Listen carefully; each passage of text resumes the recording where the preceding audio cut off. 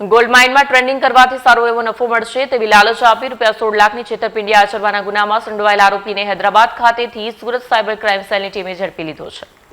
પ્રાપ્ત વિગતો મુજબ ફરિયાદીના પિતાને ઠગો દ્વારા ઓનલાઈન ગોલ્ડ માઇન ટ્રેડિંગમાં સારો એવો નફો થશે તેવી લુભામણી વાતો કરવામાં આવી।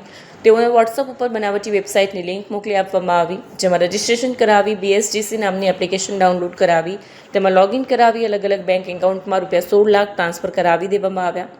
ઠગો દ્વારા તન્વી શર્માના નામે ફરિયાદીના પિતાને USDT બાય સેલ કરાવવાનું કહેવામાં આવતું અને તેમના વોલેટમાં પ્રોફિટ સાથે USDT બતાવવામાં આવતું।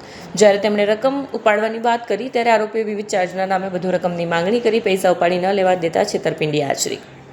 આ બનાવ અંગે સુરત સાયબર પોલીસ સ્ટેશનમાં ગુનો નોંધવામાં આવ્યો। સાયબર ગુનાઓની તપાસ માટે નાયબ પોલીસ કમિશનર વિશાખા જૈને પોલીસ ટીમને જરૂરી સૂચના આપી ટેકનિકલ વિગતો એકત્ર કરી આ ગુનામાં સંડોવાયેલા આરોપીને શોધી કાઢવા માટે કામગીરી હાથ ધરાઈ। પોલીસ ઇન્સ્પેક્ટર KK આસુદરિયાની આગેવાની હેઠળની ટીમને હૈદરાબાદ ખાતે મોકલવામાં આવી, જ્યાંથી આરોપીને શોધી કાઢીને કાયદેસરની કાર્યવાહી હાથ ધરાઈ છે। ગોલ્ડ માઇનિંગમાં ટ્રેડિંગ કરવાથી વધારે નફો મળશે એવી લાલચ આપીને ફરિયાદી સાથે ચીટિંગ કરવામાં આવી હતી। જે મામલાની ફરિયાદ સાયબર સેલ સુરત શહેર ખાતે નોંધવામાં આવેલ હતી, જેમાં 16 લાખની ટોટલ ફ્રોડ ફરિયાદી સાથે થઈ હતી।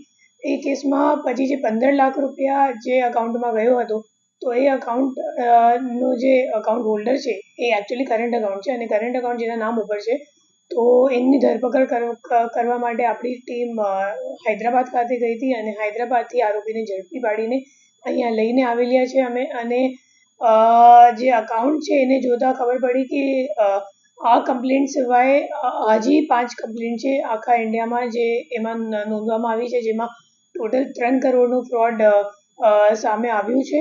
અને જે આરોપી છે એ છેલ્લા 2017થી આ અકાઉન્ટ એ વાપરે છે અને પોતે બાંધકામનું કામ કરે છે, કોન્ટ્રાક્ટ લે છે બાંધકામ માટે।